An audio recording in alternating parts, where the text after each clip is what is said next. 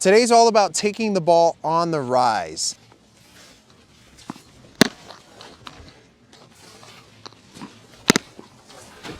The advantages of taking the ball on the rise are that you reduce the amount of time your opponent has in between shots, so you can put yourself in a more offensive position.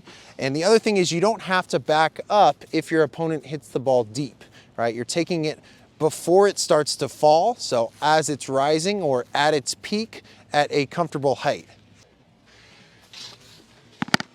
Now, if I play the ball like that, that would be considered a half volley. So on the rise, it takes some judgment, but I want to try to play the ball at a more comfortable height. So this is not a comfortable position to be offensive from, but if I can play the ball when it's more up here, I can do more with the shot. So your goal when you're taking the ball on the rise is to move up just behind where you think it's going to bounce, so that that ball hits the court, has a little bit of time to rise up, and then you're playing it.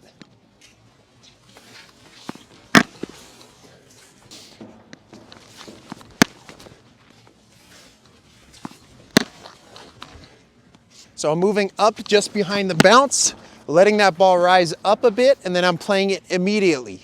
Versus the normal way to play a ball is I actually wait for that ball to come to me and fall before I hit it. I'm playing the ball from a closer position to the net, and so this can be a good way to approach the net as well. I'm ending up here after I'm hitting. It's not that hard to then get into a good volley position. Versus if I wait for that ball to fall, I'm going to be further back typically, and so it's harder to approach off of that shot. So that one was more of a half volley because the ball was bouncing closer to me. But if that ball's a little bit shorter, I can move up just behind the bounce, let it rise up a little bit.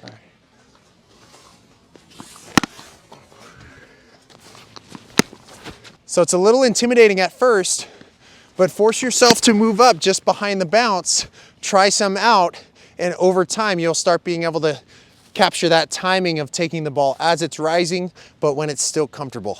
A good way to practice taking the ball on the rise is to force yourself to stand inside of the baseline. Then have your partner stand in a normal position and just rally back and forth. And you'll notice that a lot of balls, they start landing pretty close to your feet, giving you that opportunity to move forward and take it as it's rising up. You'll also get some practice playing some half volleys if the ball lands deeper to you. So I'm making a rule for myself that I'm not allowed to back up. So I either have to half volley, volley, or take the ball on the rise.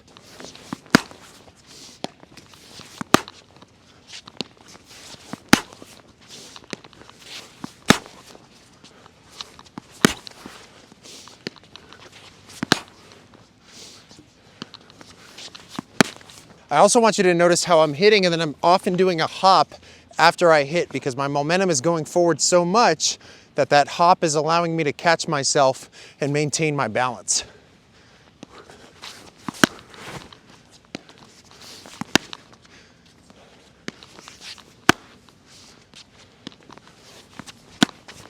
Again, if that ball lands close to me, I might have to play a half volley, but if it lands a little bit shorter, then I can move forward and take it as it's rising.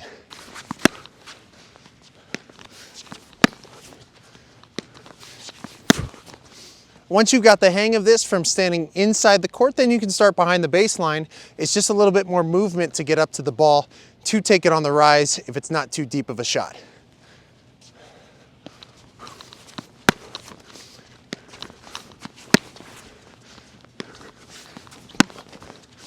I actually don't need to swing that hard when I'm hitting on the rise because I'm timing the ball earlier.